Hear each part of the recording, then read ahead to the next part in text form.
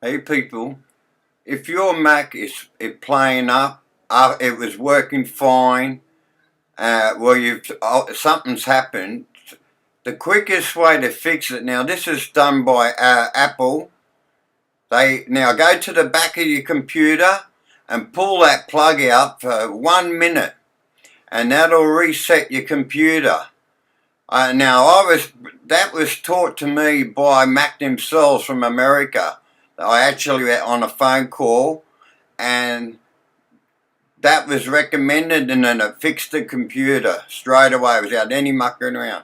If you have any other issues, I'll do a video on how to tune the Mac too and you can check that out, but that should fix it. So I hope this helps you. Just unplug the back of the computer and you should be right. Bye now.